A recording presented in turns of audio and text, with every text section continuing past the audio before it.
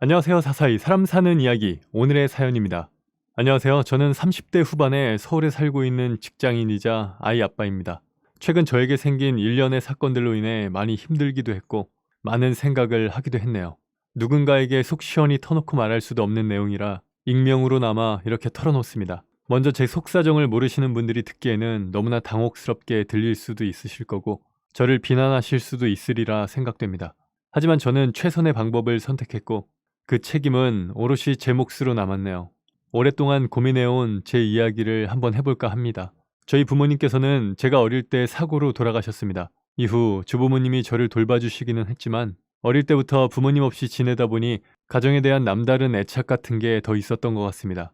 막연하게 빨리 가정을 꾸리고 싶다는 생각을 했지만 조부모님까지 돌아가신 이후로 혼자 살아야만 했던 저는 평범한 가정에서 자란 사람들과 달리 주변에 아무런 도움도 받을 수 없었죠. 혼자 살 집 구하는 것부터 힘들었으니까요. 그렇게 살다 보니 내 가정이라는 것에 대한 욕심도 조금씩 내려놓게 되더군요. 그런데 그렇게 어렵게 살아온 제가 몇 년 전에 결혼을 할 수 있었고 얼마 시간이 지나지 않아 예쁜 딸아이의 아빠까지 되었습니다. 세상을 다 가진 기분이었죠. 저와 12살 차이가 나는 아내는 해외여행 중에 처음 만났습니다. 요즘이야 자유여행이 유행이지만 낯선 외국 자유여행이 자신 없었던 저는 여행사의 관광 상품을 통해 여러 명이 같이 여행을 한 것이었는데 그곳에서 만난 그녀는 친구와 함께 왔더군요. 대부분의 사람들은 중년의 아주머니들과 아저씨들이었고 저는 일행이 없고 그녀와 친구는 단둘뿐이라 가이드를 따라다니는 여행을 하며 자연스레 저를 챙겨주던 그녀들과 이곳저곳의 관광지에서 대부분 셋이 함께 어울리게 되었습니다. 그때까지만 해도 그녀와 그녀의 친구는 저보다 한참 어린 동생이라서 귀엽게만 보았죠. 여행이 끝나고 다들 각자의 일상으로 돌아왔지만 그 5박 6일 사이에 정이 들었는지 그녀와 저는 계속 연락을 이어가게 되었고 별다른 진전 없이 지지부진한 만남만 이어오던 어느 날 결국 그녀는 참지 못하고 저에게 말을 했습니다. 오빠, 이럴 때는 우리 사귀자 하면 되는 거예요.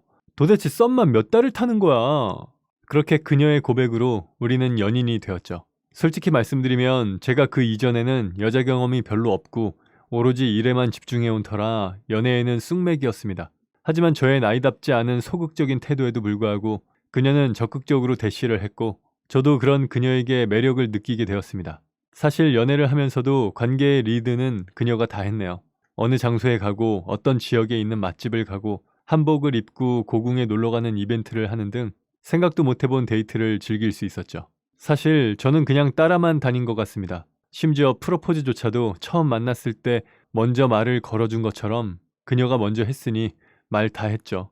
오빠는 나랑 결혼 안 할 거예요? 이렇게 이쁘고 귀여운 내가 오빠랑 결혼이 하고 싶다는데 그녀와 몇 달 동안 연애를 하며 저 역시 그녀와 가정을 꾸리고 싶다는 생각을 하기는 했죠. 하지만 12살이라는 나이 차이가 항상 제 발목을 잡더군요. 아직 그녀는 하고 싶은 것도 할 일도 많을 나이인데 저 같은 늑다리 아저씨가 데려간다는 것이 미안하게 느껴졌습니다. 하지만 한편으로는 이렇게나 착하고 똑똑한 여자가 먼저 적극적으로 저를 좋다고 하는데 당연히 기분이 좋았죠. 이런저런 생각으로 고민만 하는 저에게 그녀는 몇 번이고 결혼을 하자 했고 결국 우리는 연애한 지 1년도 되지 않아 결혼 준비를 하게 되었네요. 혼전 임신이나 그런 이유는 아니었습니다. 여자친구는 저보다 나이는 훨씬 어리지만 결혼관이 확고하게 잡혀 있었고 아빠 없이 자라서 그런지 그 누구보다 빨리 결혼을 해 안정적인 가정을 꾸리고 싶어 했습니다. 물론 저 역시 같은 생각이었기에 그녀의 결혼 제안에 나이 차이에 대한 걱정은 묻어두고 결혼을 진행하게 되었죠. 이후 여자친구의 집에 인사를 드리러 간 날 저는 처음으로 장모님을 뵙게 되었습니다. 사실 여자친구는 아버지가 안 계십니다. 여자친구가 아주 어릴 때 돌아가셨다고 들었죠. 그래서 여자친구는 아버지의 얼굴조차 모른다고 했습니다. 그래서 그동안 혼자서 딸을 키우셨을 장모님을 생각해서 홍삼 선물 세트와 과일 바구니를 들고 인사를 갔죠. 한우도 사가려고 했는데 장모님이 고기를 즐기지 않는다고 하더군요. 그리고 장모님을 처음 뵌 순간 저는 충격을 받았습니다. 어머님이라고 호칭을 부르기조차 민망할 정도로 너무나도 젊고 청초하신 느낌의 여성분이셨으니까요. 제가 상상했던 어머니의 모습과는 너무도 달라서 전 잠시 어버버했던 것 같네요. 뭘 그렇게 놀라? 내가 엄마 젊다고 했잖아. 죄송합니다. 당황한 표정이 그대로 얼굴에 드러났는지 여자친구가 제 옆구리를 쿡 찌르며 말했습니다. 물론 장모님께서는 이른 나이에 여자친구를 낳으셨다는 이야기는 익히 들어 알고는 있었으나 실제로 뵈니 당황스러울 정도로 젊으시더군요. 함께 식사하는 내내 장모님의 나이가 가늠이 안 될 정도였으니까요. 머릿속으로 장모님의 나이를 계산하는데 정신이 팔려 무슨 음식을 어떻게 먹었는지 기억이 안 날 정도입니다. 그날 장모님과의 첫 만남을 마치고 집에 와서 아내와 통화를 했죠. 많이 놀랐어? 솔직히 좀 놀라긴 했지. 말만 들었지 그렇게 젊으실 줄은 상상도 못했어. 사실 엄마가 날 18살에 낳았어. 미혼모였고. 미리 말하려고 했는데 역시 입이 안 떨어지더라고. 엄마 잘못이 아닌데 아무래도 일반적인 사람들이 보는 시선이 좋지는 않으니까. 그날 통화를 하며 알게 된 사실이지만 장모님께서는 고등학교 졸업도 하시기 전에 여자친구를 낳으셨다고 합니다. 그리고 장인어른은 사실은 돌아가신 것이 아니라 아이를 가진 장모님을 버리고 도망가 버린 것이라 하더군요. 당시 20살이었던 여자친구의 아버지는 장모님이 임신을 했다고 알리자마자 바로 군대를 핑계로 슬그머니 연락을 끊고 사라졌다 합니다. 이후 장모님께서는 부모님의 도움을 받아 출산을 했고 그런 놈은 잊고 살라는 부모님의 권유에 따라 그 남자는 죽었다 생각하고 절대 찾을 생각도 없이 혼자 제 여자친구를 키우신 거죠. 이후 다른 남자 또한 단 한 명도 만나지 않고 오로지 아이만 키우며 살아오셨다고 해요. 그나마 여자친구의 외갓집이 부유한 편이라서 다행히 두 모녀는 경제적으로는 고생하지 않고 생활할 수 있었던 것 같습니다. 아주 어릴 때는 외삼촌이 아빠인 줄 알았어. 하며 웃는 아내가 외갓집에서 얼마나 많은 사랑을 받고 자랐는지 예상이 되더군요. 저 역시 조부모님의 도움으로 성장했지만 제가 자란 환경과 전혀 다른 분위기였다는 것이 느껴졌습니다. 언제나 긍정적이고 밝고 매사 심플하기까지 한 아내 덕분에 저는 언제나 마음이 편했고 나이는 어려도 이 사람은 인생을 함께할 좋은 배우자라고 생각했습니다. 사실 여자친구와 헤어질 생각이 들진 않았습니다. 막연하게 무언가 과연 이게 맞는 건가 하는 생각이 들 뿐이었죠. 물론 제가 그 상황에서 시간을 끌은 점은 저의 미숙한 부분이었고 어리석은 행동이었습니다. 하지만 그 당시에는 제가 느끼는 혼란을 그 누구에게도 말하기조차 힘들더군요. 그런 저의 행동에 여자친구는 더욱 답답하고 힘들었을 테죠. 하지만 저의 불분명한 태도에도 더 이상 보채지 않고 기다려주더군요.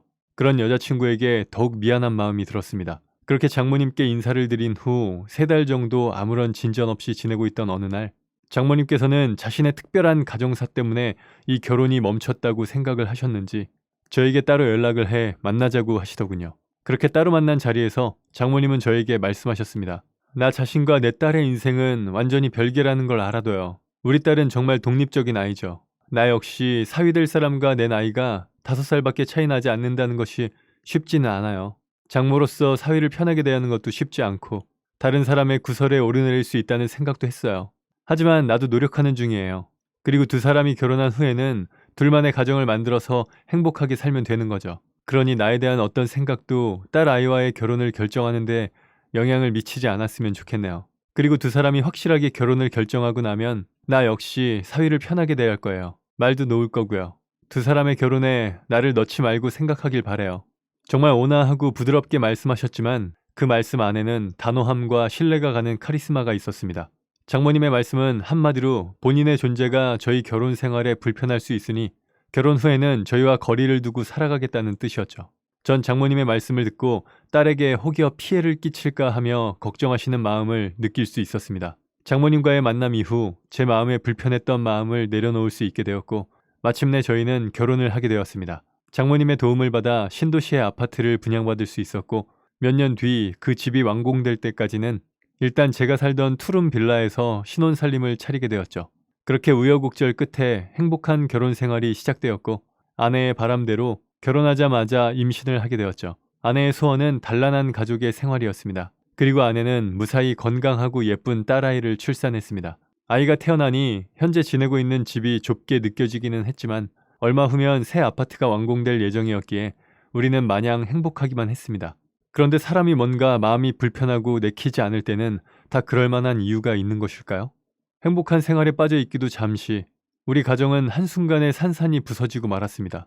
혼자 아이를 돌보며 손목에 무리가 온 아내가 하루는 저에게 아이를 맡기고 병원에 다녀오던 중 음주운전자가 낸 교통사고를 당하게 된 것이죠. 사고 직후 화재까지 일어난 큰 사고였기에 아내는 손써볼 틈도 없이 그 자리에서 사망하고 말았습니다. 그렇게 사랑스러운 제 아내는 이제 돌도 되지 않은 딸아이만 남겨둔 채 하늘나라로 가고 말았죠. 저는 아무것도 할 수 없었죠. 아내의 갑작스러운 죽음은 저에게도 감당할 수 없는 큰 충격이었기 때문입니다. 어떤 정신으로 장례를 치렀는지조차 모르겠네요. 사망사고를 낸 음주운전자는 실형을 살게 되었고 보험금도 나왔지만 그것으로 저와 딸아이의 충격까지 보상받을 수 있는 것은 아니었습니다. 그나마 한 가지 다행인 것은 딸이 아직 아기여서 엄마의 죽음을 인지할 수 없다는 것이었죠. 하지만 제가 할 수 있는 것은 아직 젖도 떼지 못한 딸을 안고 우는 것밖에 없었습니다. 이 모든 것이 다 제 탓이라는 자책감에 너무 괴롭기만 할 뿐이었죠. 딸아이를 지키고 키워야 하는 생각조차 하지 못할 정도로 아내를 잃은 슬픔을 감당할 수 없었습니다.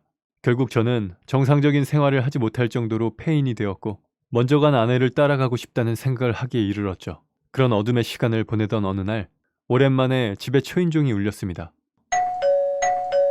이서방, 집에 있어? 시끄러운 벨소리에 정신을 차려보니 장모님이 찾아오셨더군요. 저는 자고 있는 아기를 살핀 후 조심스레 문을 열었습니다. 아이고, 집이 꼴이 이게 뭐야? 지민이는?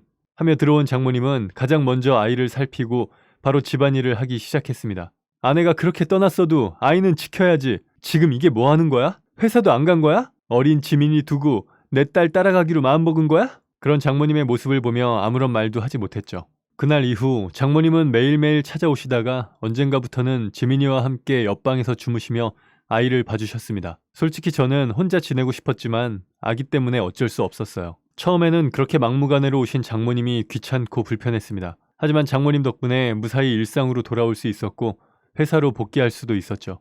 무엇보다 아이에게 엄마의 빈자리를 채워줄 수 있어 다행이라는 생각이 들었죠. 그때 장모님이 저희 집으로 찾아오지 않으셨다면 제가 어떤 선택을 했을지는 아무도 모를 일입니다. 분명히 전 아이에게 좋은 아빠가 되어주겠다고 약속을 했는데 아내와의 갑작스러운 이별을 하며 제 슬픔에 도취되어 아이조차 생각하지 못한 거죠. 장모님이 오신 이후 힘들지만 다시 하루하루를 살게 되었습니다. 그리고 그 지민이의 돌이 지나고 얼마 후에 분양받은 집이 완공되어 저와 아이 그리고 장모님은 그 집으로 이사를 하게 되었습니다. 새로운 환경으로 옮기고 한 해, 두 해 지나며 아내에 대한 슬픔도 조금씩 잊혀져 가는 듯 했습니다. 장모님께서는 지극정성으로 저희 딸을 키우시며 본인 딸을 잃은 슬픔을 견뎌 나가셨던 것 같습니다. 물론 저에게도 잘해주셨습니다. 아침밥을 항상 챙겨주셨고 퇴근 후 같이 식사할 때도 많았죠. 저 대신 아이를 돌봐주시는 장모님이 힘들지 않도록 집안일에도 신경을 썼습니다. 그리고 주말에는 장모님과 아이를 데리고 놀이공원에 가기도 했고 다른 주말에는 장모님이 쉴 수 있도록 제가 아이를 데리고 놀러 가기도 했죠. 그렇게 지내다 보니 조금씩 장모님에 대한 친근감과 편안함이 더해만 갔습니다. 그리고 저희 딸은 장모님의 보호 아래 무럭무럭 자라서 5살이 되었습니다. 그러던 어느 날 퇴근길에 제가 장모님 드리려고 맛있다는 빵집에 들려 빵을 사다 드렸죠. 이 집 빵이 맛있대요. 좋아하실 것 같아서 사왔어요.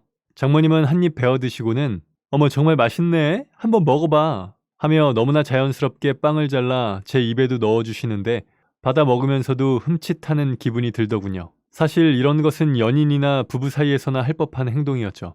장모님 역시 본인의 행동에 순간 겸연쩍어 하시는 것 같았습니다. 정말 맛있네요. 많이 드세요. 하며 어색한 목소리로 무마하기는 했지만 다시금 머리가 복잡해져 왔습니다. 사실 지금 딸아이가 장모님을 엄마로 알고 있거든요.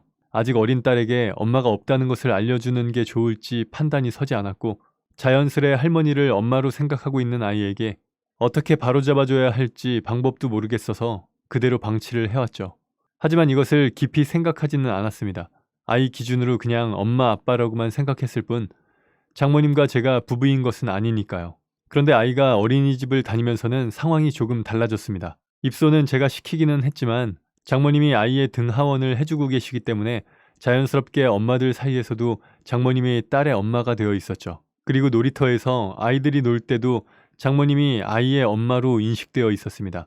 하지만 저도 장모님도 이것을 굳이 바로잡으려는 노력을 하지는 않고 지냈네요. 그러던 어느 날 조금 이른 퇴근을 했더니 아이가 놀이터에서 놀고 있더군요. 그리고 장모님은 아이 엄마들과 함께 어울리고 계셨습니다. 놀이터로 다가가 아이 이름을 부르자 아이가 아빠 하며 쪼르르 달려와 안겼고 함께 있던 엄마들은 당연하다는 듯이 지민이 아빠시구나. 안녕하세요. 하고 인사를 하더군요.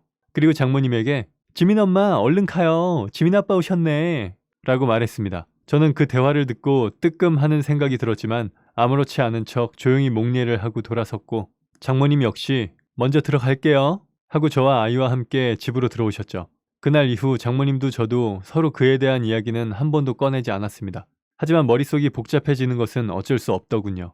사실 이 아파트로 이사한 이후 장모님과 저는 잠자리만 하지 않았지 거의 부부처럼 지내왔습니다. 알고 지내는 이웃 주민들 거의가 저와 장모님을 부부로 생각하고 있다면 말 다 했죠. 저희 장모님께서 나이 많은 어르신 같은 느낌도 아니고 솔직히 제가 친하게 지내는 선배가 저희 장모님과 동갑입니다. 심지어 장모님이 더 어려 보이기까지 하고 성격도 옷 입는 스타일도 훨씬 젊고 세련되었죠. 장모님이 점점 여자로 보이는 것 같아 혼란스러운 기분을 감출 수가 없었습니다. 착하고 여린 데다가 아름답기까지 한 장모님이 아니었다면 제가 혼자 어린 핏덩이인 딸을 어떻게 키웠을지 상상조차 되지 않습니다. 이 부분은 장모님께 너무나 감사드리죠. 저의 솔직한 심정을 장모님께 말씀드리고 싶다가도 마음이 정말 어쩔 줄 모르겠고 복잡하기만 했습니다. 저의 이런 고민을 장모님께서 어떻게 받아들이실지 알 수가 없었죠. 하지만 저는 결정을 내려야만 했습니다. 어차피 진실은 언젠가 모두 드러나게 되어 있고 딸아이도 언제까지 속일 수는 없는 부분이었죠. 장모님, 잠깐 말씀 좀 나누시죠. 딸아이 옆에서 잘 준비를 하시던 장모님을 불러 거실에서 대화를 하게 되었습니다. 지민이가 장모님을 엄마로 알고 살게 해도 되는 건지 오랫동안 생각을 해봤어요. 나도 그게 걱정이야. 처음에는 그냥 엄마가 없다는 것이 안타까워서 그리 알게 두었지만 지민이가 바깥 활동을 시작하니 사위가 남편이 되어버리네. 하며 씁쓸하게 웃으시는 장모님께 죄송한 마음이 들었습니다. 저 때문에 죄송합니다. 이 서방이 죄송할 게 뭐가 있어. 내가 젊은 할머니라서 이렇게 된 것을. 한숨을 쉬는 장모님 앞에 아무런 말도 할 수 없었죠. 그러자 장모님이 말을 이었습니다. 예전에 말이야, 내 딸이 제 외삼촌을 아빠로 생각했던 시기가 있었어. 처음엔 아빠가 없는 것이 너무 마음이 아파서 그냥 뒀는데 나중에 아빠가 아니라 외삼촌이라는 것을 알고 얼마나 속상해 하던지 미리 말해주지 못한 것이 너무 미안했어. 저는 장모님의 이야기를 듣고 확실하게 결심할 수 있었습니다. 이제 지민이 제가 키울게요. 아이가 더 큰 혼란을 겪지 않으려면 제가 키우는 것이 최선의 방법인 것 같습니다. 사실 아이 핑계를 대기는 했지만 솔직히 말해서 저는 이미 장모님을 여자로 좋아하고 있다는 것을 깨달았죠. 이대로 지내다가는 더 이상 제 감정을 감당할 수 없을 것 같았습니다. 이런 제 마음을 이미 알고 있기라도 하신 듯 장모님이 말을 이었습니다. 세상에는 되는 관계가 있고 안 되는 관계가 있어. 그렇지? 나도 이 서방에게 참 고마운 마음을 가질 수 있을 것 같아. 하늘로 간 딸에게도 손녀에게도 좋은 할머니로 남게 해줘서 정말로 고마워. 정말로. 그렇게 장모님은 저희 집에서 나가셨습니다. 다시 본인이 살던 집으로 돌아가신 거죠. 물론 아이는 갑자기 엄마가 없어진 것을 받아들이지 못했습니다. 한참을 힘들어 하더군요. 저는 그런 아이가 저와의 생활에 적응할 수 있도록 회사에 1년간 육아휴직을 신청했습니다.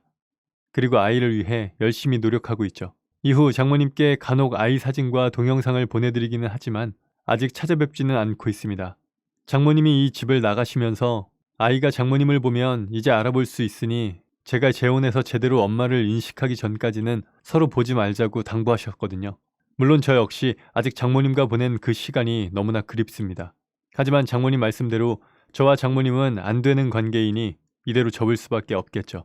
저는 아직은 재혼 생각은 딱히 없네요. 나중에 시간이 지나면 제 생각이 어떻게 바뀔지는 모르겠지만 지금은 딸 아이를 위해 최선을 다하며 살아가 보려 합니다. 제 이야기를 들으신 누군가는 저를 정신 나간 놈이라고 비난할 수도 있다고 생각합니다. 그래서 주변 지인에게 이런 이야기를 털어놓을 수 없는 것이 사실이었죠. 그래도 이렇게 익명으로나마 털어놓을 수 있다니 조금 후련한 기분도 드네요. 저의 조금은 부끄러운 심정을 담은 이야기를 읽어주신 분들, 여러분의 가정에 행복만이 가득하시고 좋은 추억 많이 만드시길 기원합니다. 지금까지 제 이야기를 들어주셔서 고맙습니다. 네, 오늘 사연은 여기까지입니다. 사람 사는 이야기 채널 구독과 좋아요, 알람 설정 부탁드립니다. 감사합니다.